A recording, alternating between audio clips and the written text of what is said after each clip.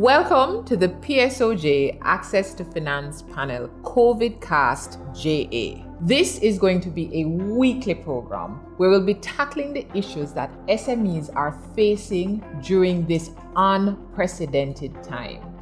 This is the first time in our history that we're seeing something affecting the entire world. So it's not just Jamaica, not just the Caribbean, it is the entire world. For the first time in our lives, we're seeing where businesses have had to close, we are working from home, schools are closed, and we're trying to grapple with how do we keep our businesses going in this time. Today, we are joined by a gentleman who is actually Harvard trained. He is a Jamaican who has worked on Wall Street, is an international financial consultant who has returned home to Jamaica as project and lead architect for the PSOJ AFFP program. He is interested in growing this nation and he's bringing the wealth of experience that he has garnered over the years. His name is Nevada Powell, and we get the opportunity to pick his brain, but he will also be presenting to us as SMEs solutions, questions we need to ask ourselves, and some ways out of this dilemma. Because you know what? We are Jamaicans. We are people of grit and resilience. We will get past this because this too shall pass. And we have to ask ourselves, on the other side of COVID, how are we going to emerge? Are we going to emerge as victors or are we going to emerge as victims? So today, Nevada, yes, you're going to be talking to us about various things. Absolutely. Yeah. One of the key things is that this is a new paradigm. Yes, because remember, given most of our age on stage, we didn't have World War II, where all of those things that have happened, where there's been literally a shift in life, and it comes on very suddenly. So what is happening here now is a recognition that everybody, everywhere in the world, and when I say everybody, I mean rich and poor and every country, the government thing, we are walking through new ground. And the key thing that we're trying to do is what we call thread the needle, right? Because on the one side, we have a health scare with a spread that we're trying to contain. On the other side, we want to make sure that we don't fracture the economies so badly that they can't come up. Yes. So this program, we are going to focus primarily on SMEs through the period, and we will stay live as long as, or stay active, as long as this crisis is with us. Because we are going to guide the business side of this. What should you be doing? What should you be learning? Yeah. For those of us who have been in the unfortunate situation where the business has had to close, take the opportunity to actually improve your business skills. It could be a time to learn. We could be part of that guidance. Exactly. Finance and cash management. I'm a small business operator. At this time, when I hear finance and cash management, I have had to ask some of my people to go home. Yes. I have closed my doors. What am I supposed to do? Around the world, cash is going to be actually crucial. King, queen, and prince at this particular time. One of the recommendations that we have, and the SMEs ask us, is it possible for me to go and talk to my banker? Yeah, because we don't think that we can actually. We can, right? We haven't even checked the forms that we were signing. Absolutely, we just signed I got the money. So what has happened is that, remember when, suppose you took your thing out a loan 2 years ago, a year ago, and so on. And that loan that you took out was predicated on a certain type of way your business was run. You were having a certain amount of revenue. You had a certain amount of profit. You had a certain amount of expectations about what your business would look like in 6 months. All of a sudden, it's March 2020, and the entire environment has changed, right? So the issue is, and we don't necessarily, one of the things that we have discovered at the PSOJ project, we don't necessarily think of our bankers as partners, except now, at this particular point, we are going to have to think about our bankers as partners.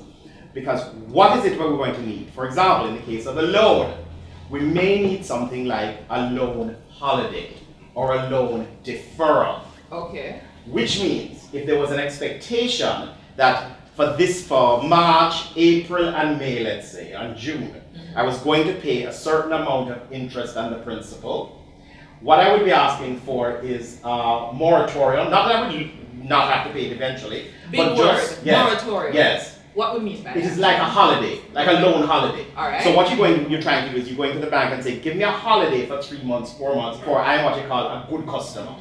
I am now, not only me, but all of Jamaica, all of the world is going through a crunch.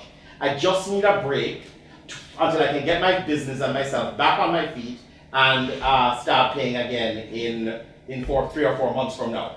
So I would actually pay back over potentially a longer period. So each month after the 4 months, I pay a little more, possibly, to cover the period that I wasn't paying at all. Okay, so when you went to Harvard, yes. so people are saying to them, you can go and have that conversation with your banker. How do I have this conversation with my banker? Okay. What do I do? Okay, it's about being clear about your story and being bold about your request. Now, these sound like ordinary things, but actually sometimes it's quite difficult for us. Jamaicans, although we braggadocio in some ways, when it comes to issues of money, we tend to be a lot shyer, a lot more reserved. Now is not the time to retreat. Be clear about your story. First thing, what exactly is your business? What do you make? What services do you sell, etc. Right? Be very clear on that. Why? That's the first anchor point at which, as funds get dispersed in the system, there will be things that potentially are higher priority than others. So you need to be clear what it is that you actually do. And this particular exercise with the questions that we're going through, this is something that you can do for your conversation with your banker, but even more importantly, for your assessment of where your business is right now. For where your assessment of where your business is, for your conversation with your landlord, for the conversation with your suppliers, for the conversation with the people who owe you money, the receivables. So what it is that what I want people to do, and we're going to go question by question, is to actually discern exactly what it is, point by point, so that in any conversation that you're having where you're making a request, this is the story that you're telling. So people, get your notebooks out and let's talk through some of these questions that you need to be asking yourself now as a small business operator. Absolutely. Where's your business located? Because that could be relevant for what kind of opportunities and so on are available. So not just the address. Is it a commercial area? Is it a residential area? How does that impact where you are? Wherever you are might also be relevant to the benefits that you might receive. There might be, for example, particular programs for businesses that exist and employ people in the inner city. So you want to identify very clearly where your business is located, as in not only the address, but the type of area that your business happens to be in. Second question, do you sell mostly locally or abroad? And Nevada, you're actually trying to elucidate on what the difference is. So when a bank or anybody you're trying to get the money from is trying to assess your business, right? If you sell mostly locally in this particular environment, right? It is likely that your business will come up earlier than one that is necessarily selling abroad. The reason is, remember, the airports around the world are closed. We don't know how long our airports are going to be closed. The flip side is, if you sell abroad, it means that you're in foreign exchange. So as we go through the period, and there will be multiple assessments that are done, it could be critical that you are selling abroad, or it could be critical that you are selling locally. The thing is for you to articulate what your business position is, because that will also help determine where you are in the pecking order of the assessment. And even with the closing of our borders, it's been said that cargo is able to move.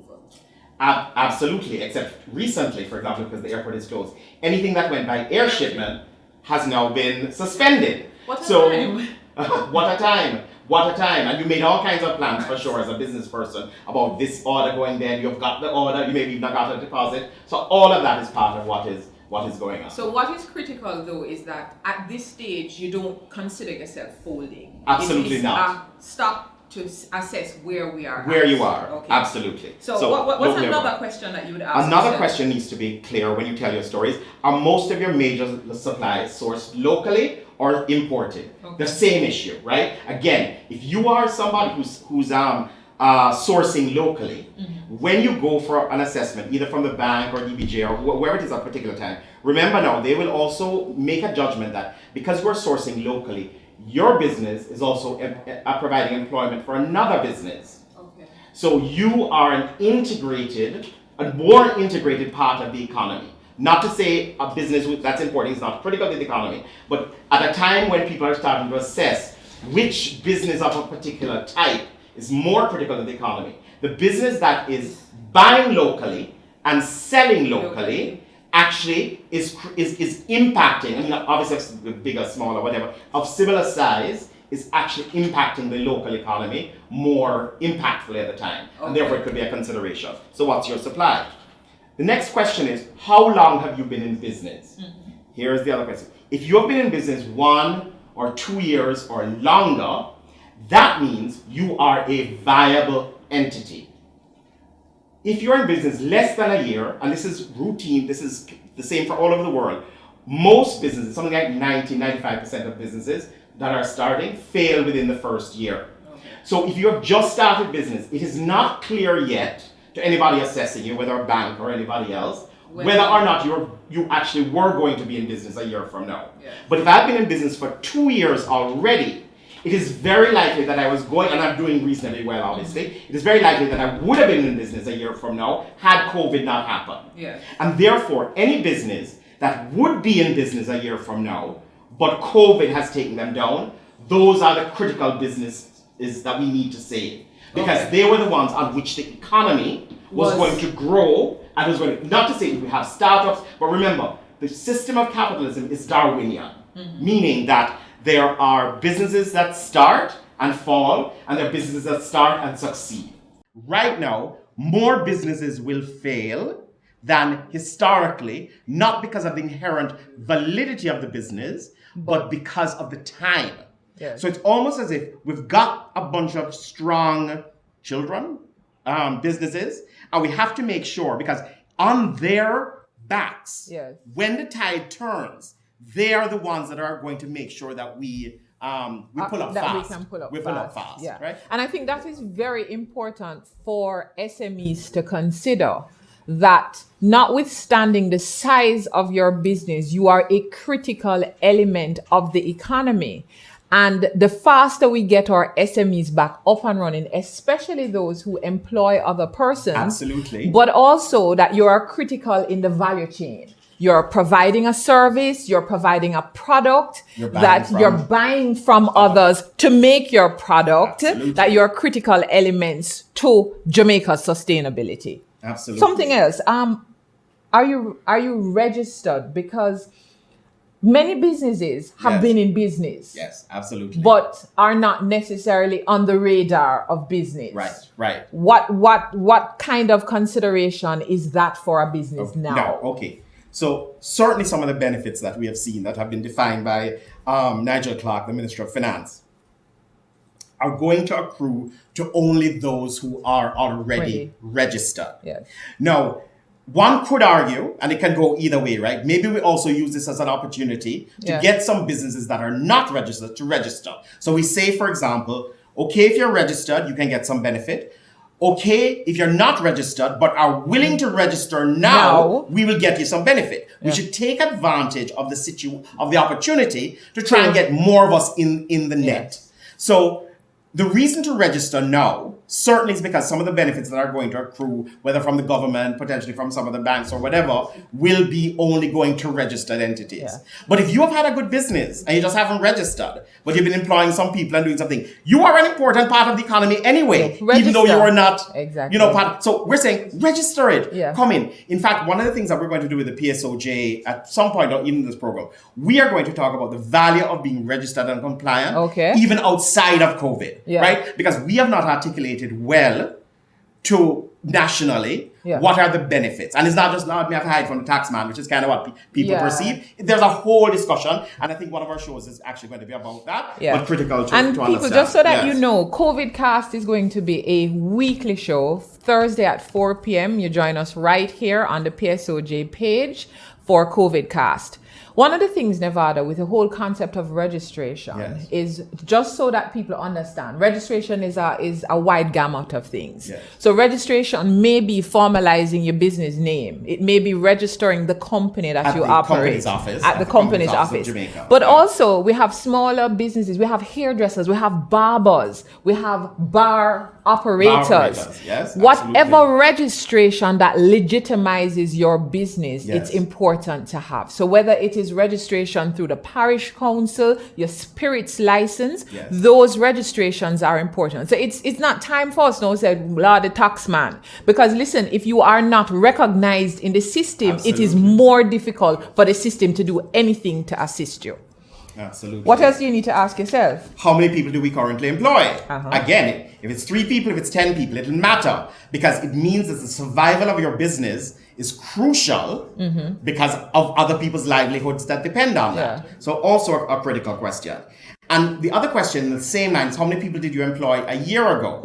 Again, because that's an indicator to the financial institution that either you're growing or flat or shrinking. So if a year ago I hired 4 people on staff, and today I have 10 people, that suggests an upward trajectory. Okay. So what has been happening with the number of people that you're employing? You also want to ask about the employment. What percentage are women?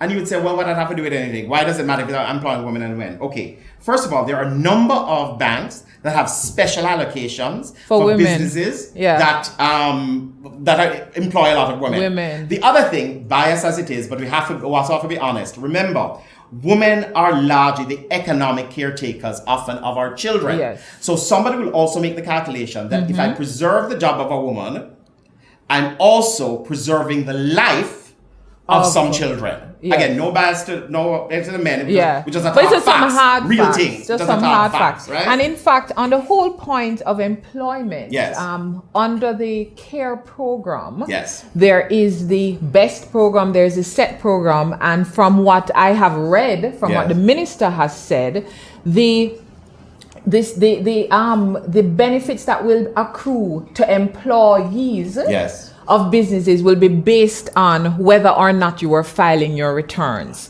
So one of the key points that we're making is that this is not a time to stop. This is in fact a time to go. The doors of your business may be closed now because you're not an essential business and you've sent your staff home. Now is a time for reassessment. It is not a time to not file your taxes.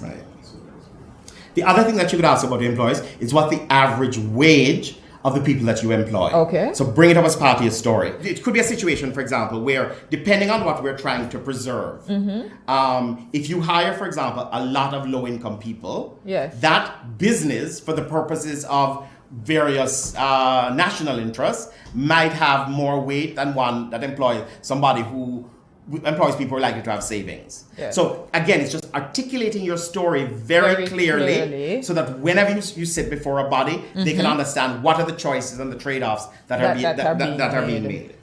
How much revenue, how much money, how much sales did you do in the last 12 months? Again, an indication of health of your business. So you actually need to know how your business was performing. How your business was performing, right? How your business was performing. Did you make a profit? You made some money, you made some revenue, people, right? But did you actually make a profit? Because sometimes we're making sales, end of the year, I always say, where the money gone, right? It means that the business that you're in isn't necessarily a good business. You're surviving, but it's not necessarily a business that is strong enough that will easily come back out of a downturn of the magnitude of this size. So the next question is, what has happened since COVID? Your revenues may be down. In fact, are definitely down.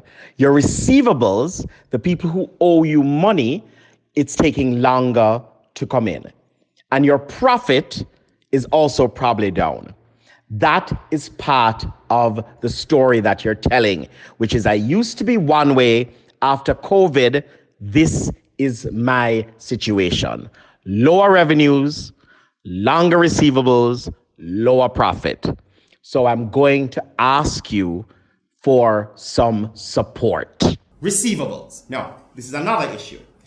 Many just so that we are clear, receivables are when I have sold you something and you have not yet paid me, but you have agreed to pay me. So I make a nice cup for you, I have sold it to you, you're very happy with the cup, but based on our payment arrangement, I haven't paid you haven't paid me yet. Because what I said you is take the cup and you're going to pay me 30 days later when you're very happy with the cup, right? Okay. So COVID has happened now in between the time that I have delivered the cup, but have not yet been paid for the cup. Yeah. So I come to you and I say, Rochelle, I know that, because based on what you said, you're very happy with the cup. Yeah. You have been buying and cups. I'm going to keep the cup. You are buying cups from me for years.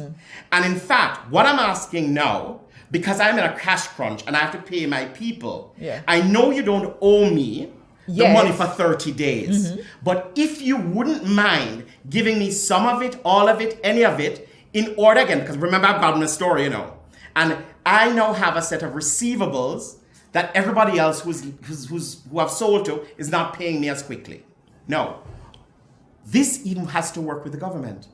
Because if you talk to the SMEs, one of the biggest people who tend to owe SMEs money is the government. Yeah. So if the government wants to help the liquidity issues facing the country, they should actually look at all the receivables, or all the payables in their case, meaning who they owe in terms of a small and medium businesses, and consider paying them now, because it is actually money that is actually owed to them. It's just owed to them a little later. So can I, as a small business, say Nevada, or payment arrangement was that you would pay me 60 days hence? Yes. I will, if you pay me within the next 10 days, yes, I will give you a 15% or a 20% discount. Absolutely. So absolutely. SMEs, the conversations, it is now a time as business people that we have to sit down, talk about innovation. We've been talking about innovation. Lots of organizations say we're so innovative. Now is a time to really step up as a business person and reach for the resources, because now is the time you probably want to have the conversation with your accountant too. Yes. To understand clearly what receivables do I have out there, and start working those numbers, because some cash in hand is better than none at all, because you still have your people to pay. Right. The flip side of the receivables is what you call payables. Those are people you owe money.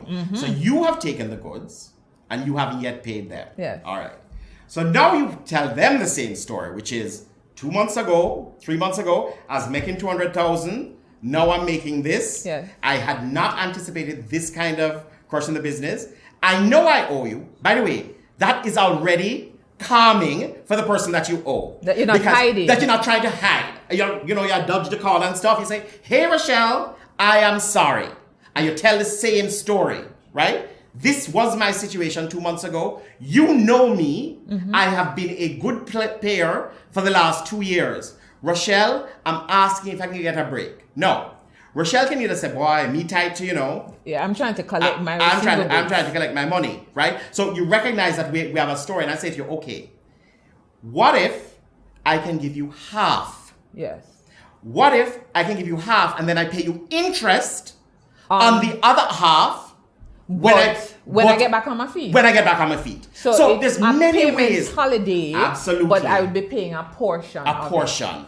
So what absolutely. is clear then is that this is not just a time that we quarantine and isolate from the reality of our business. Yes. This is the time that we actually get to really look back at the operation of our business and come up with some innovative ways to be able to collect the cash that is outstanding, but also to make our payments.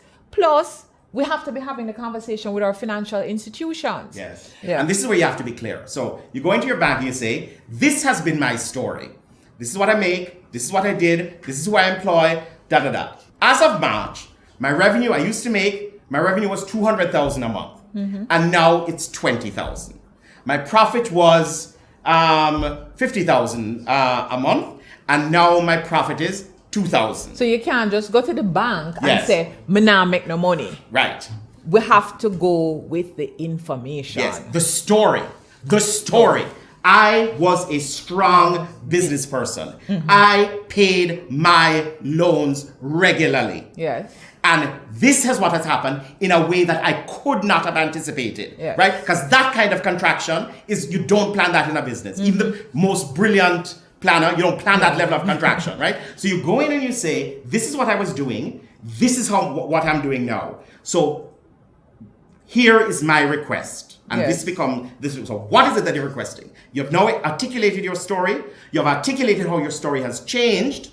And here is my request. To the bank, I ask, could you give me a bridge loan Okay. to carry me over for 3 to 6 months at a reasonable rate. A bridge loan means a short-term loan. Literally, bridge me from my bad situation now until I get to a good situation. Yeah. So for your banker, Yes. your banker is certainly not putting their hand up into the wind to make a decision. They're able to make a decision and adjudicate Correct. on how much they can lend you, what rate, etc. Because you've come armed with your story. With your story. Yes. Right. The other thing.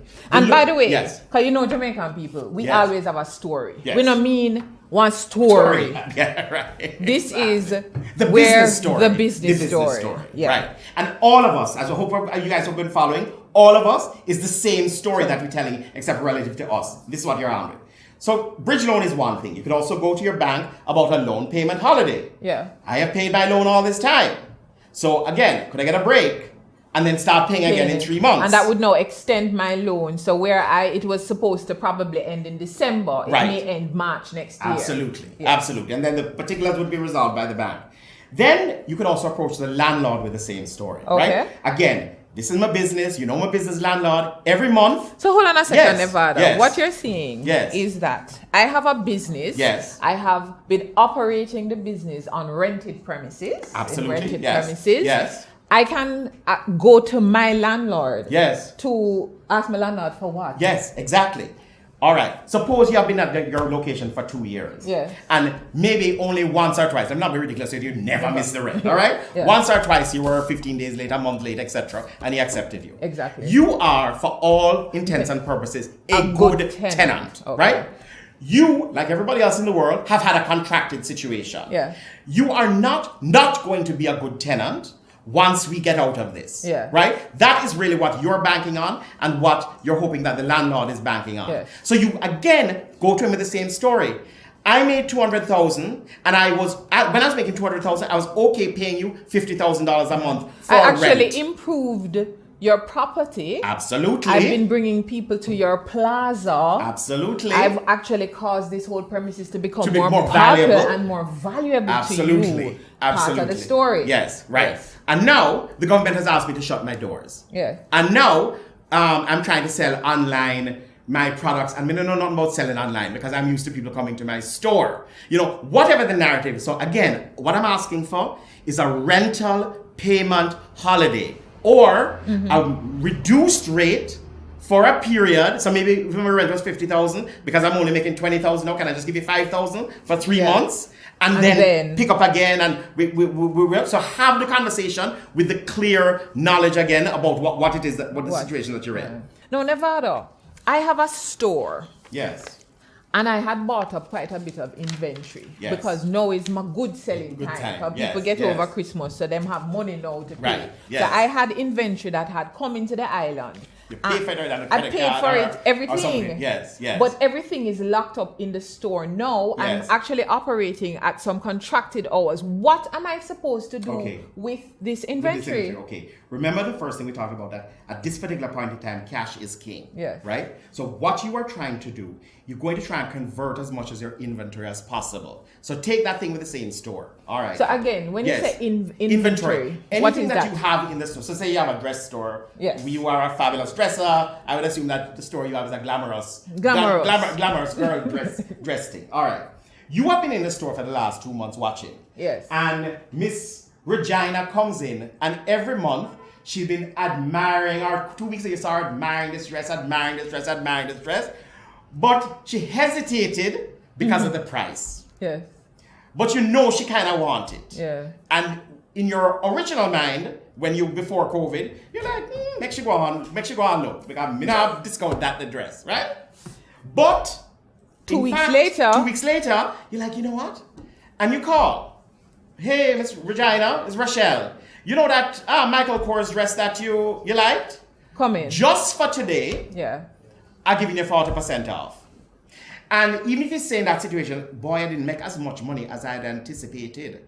What you have done is converted something that is a piece of thing that's not going to be able to help you into cash. That will help you. That will help you. that will help you towards paying whatever portion of the rent you will pay to the landlord. To be paying the bills that you still have outstanding. So converting your inventory is actually a critical. Absolutely.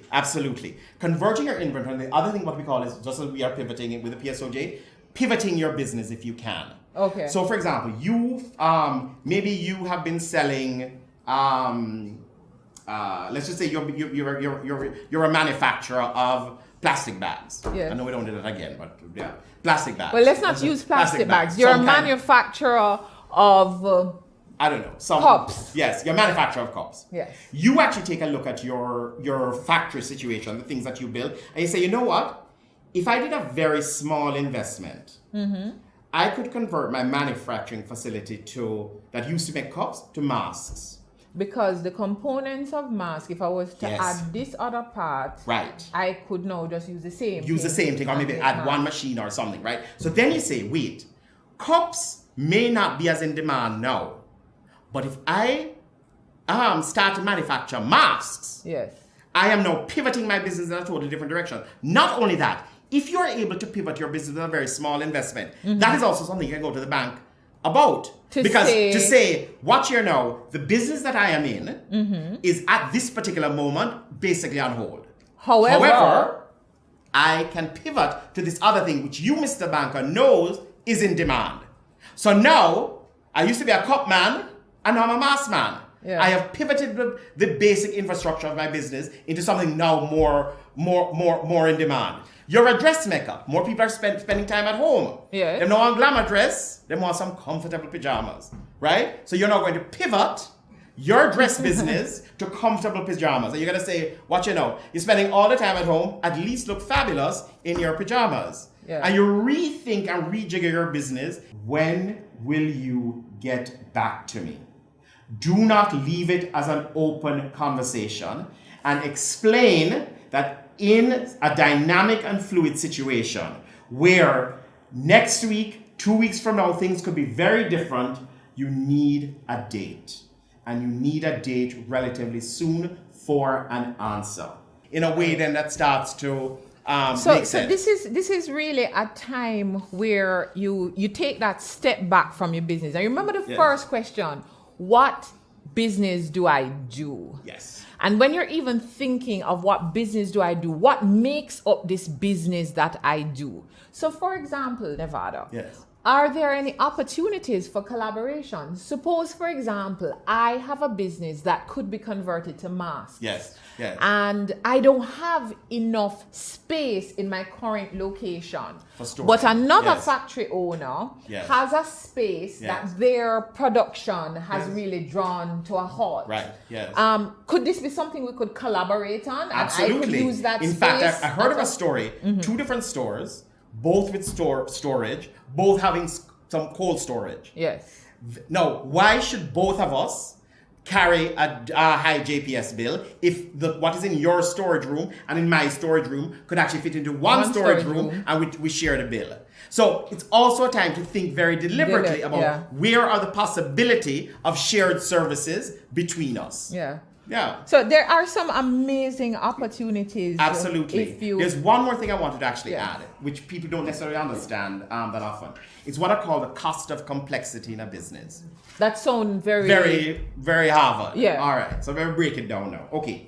If you offer 20 items, if you offer 20 items for sale, what tends to happen is because you have to maintain the inventory on 20, you have to do all the things to maintain 20, repair 20, whatever it is, right? There's a lot of hidden costs associated with doing 20 things. All right, so break it up. So I'm thinking 20 things on a menu. 20 things on a menu. Yeah. Very good. Did I touch you? Yeah. Oh, yes. You're not supposed to touch me.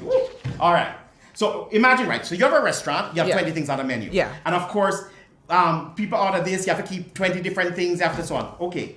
But if you actually just reduce it to your top 8 most popular items, all of that complexity, all of that extra inventory that you're keeping, all of that stuff goes away because now you have focused the operation on a handful of things. Okay. So again, to the extent that you can reduce the number of items that you offer, like in a restaurant, you then will be able to release cash, release working capital, out of your system and then be able to use it. To reduce the cost of complexity, one would actually need to stop to do an assessment of the components of the business. Yes. We've used the example of a restaurant. We have a lot of restaurants in Jamaica. A lot of restaurants have been offering delivery services. Yes. But that step back to say, really, what are my fast moving items? Absolutely. And what are those items that I currently have in stock? Yes. So I don't need to be going out to buy them. Correct. And I Correct. can push those items. Yes. We spoke earlier about... And the other thing with that, Rochelle, remember, you can also prepare. If I only have 8 items to sell, I can have a half-done portion ready to go quickly. If I have 20 things, now I'm waiting for the call to then decide which of the 20 things I'm going to make. Okay. So, yeah, of course. So there are quite a few opportunities, but I think what is coming out is that as a business operator, now is a time that you actually need to sit down, and you need to sit down with your team members also. Yes. And one of the things we have certainly found is that sometimes as business operators, you think you know everything. And it is your team that actually knows everything. Absolutely. They know the customers. They know the things that are fast moving. It is a great opportunity to be engaging your workforce. One of the things that we also need to mention is the contracts that you have with your suppliers and the contracts that you have with your customers. Because, you're a big lawyer. you know that in many instances, people like said Jamaican people don't like to read. I know we all like to read, but we may not have paid specific attention to some particular clauses in our contracts, and it is time for us to do that. So there's a clause in your contract that's usually called a force majeure clause that usually covers these kinds of incidents that literally come out of nowhere. It may be a hurricane, and we are now in a disaster because the Prime Minister has actually invoked the Disaster Management Act. So we are now going through a worldwide disaster. What does your contract say about disasters? How long does your contract provide that the service can be suspended based on this disaster? Does it provide for any termination without cost with this disaster? The payments that you have to your suppliers, did the contract provide for a particular level of interest payment? When you signed it, you knew you were going to pay on time, so that interest payment wasn't daunting. But now you have a high interest payment, and it may be something that's a daily interest payment. Though you're going to have a conversation with that supplier. So one of the things we're urging to is that you dust off those contracts. Nevada. Yes. So we've talked about the business. We're going to talk about the customers, because there's no business without the customers. Yes. What do I do now as a small business? How do I engage my customers, keep my customers engaged? What am I supposed to be doing? One of the things too, Nevada and I were talking off screen earlier. Yes. This is an unprecedented time. There are no rules. We get to create the rules. But the rules still must be created with business efficacy. And everywhere around the world is going through the same thing. But we get a unique opportunity right here in Jamaica to reset. Our customers, as is cash, are king. Absolutely. So we have two king. Okay. Yes. So basic thing now, we have changed, because of the mandates that have come from the government.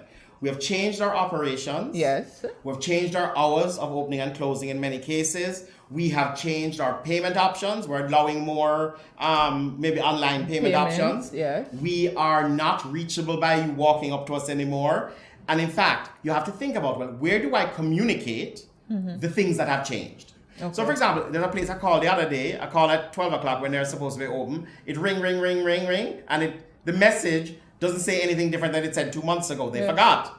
You have to think. So write down every single interception point that your customer could be seeing you, which is your phone. So when they call the phone and said, due to COVID or due to whatever, due to thing, we only have temporary hours. We are reachable through this email, etc., etc. Okay. On your website, if you have a website. If you don't have a website, put up a simple page with your thing if you can that says, until further notice, we are closed, but we are delivering. Yeah. Until further notice, we're not doing anything. Whatever it is, just make sure that all of the interception points are possible. You may have an online ad with the yellow pages. Yes. You may want to make a note on your ad with the yellow pages that says, you can't do it in a physical book, obviously, because that's already out. But the yellow pages is online. The yellow pages online, Yeah. you say, business suspended until further notice, or we are only open on Saturdays, whatever it is. So think everywhere, also Google Maps. Yeah. So think everywhere that your business exists, and make sure that there's a notation to your customer about how things have changed. But even on that point, Yes. those points of interception of where your customers meet up. Yes. My question to you, Nevada, because everybody is not on Instagram, and there are Right. some businesses that have based much of their information Yes. on Facebook or on Instagram, but all of their customers. So recently, in second day of COVID, Yes. I went to a business place at what I thought was a reasonable hour, rushed there, looked through the glass window and saw the staff members in there. Yes. So I trying to push the door locked. Yes. So me I say them supposed to buzz me in. Yes. So me I knock on the door and they pretty much said to me, look on the Instagram page. No, I'm saying to you, I have never shopped at your establishment before. You have something that I want in a time where Yes. you need to be getting rid of your inventory. Yes. Customer service still matters. Absolutely. Your customer's experience is going to be different, but your customer's experience still matters. So Absolutely. remember that everybody is not following you on Instagram. So you have to ask yourself, what are all of these other places that I can reach out to my customers? How do I tell them about my new opening hours? Yes. When I'm trying to get rid of this inventory, how do I reach out? Do I even have a database of my best customers that I can call and say, I will drop a Absolutely. box of things over to you, Absolutely. and you can pay me in the next 2 weeks? Yes. Thank you very much, Nevada. So at the top of the program, we did say, be bold, be courageous. Now is not the time to hide. In fact, now is the time that you have to be reaching out to your customers. You have to be reaching out to your suppliers. You have to be reaching out to your people, your employees. Now is not the time to hide. Join us this and every Thursday at 4 p.m. for the PSOJ AFFP COVIDcast Jamaica. We are going to get through this together. Share this video. We encourage you to stop, pay attention to this video, and use the information. We encourage you to comment on this video. Ask your questions.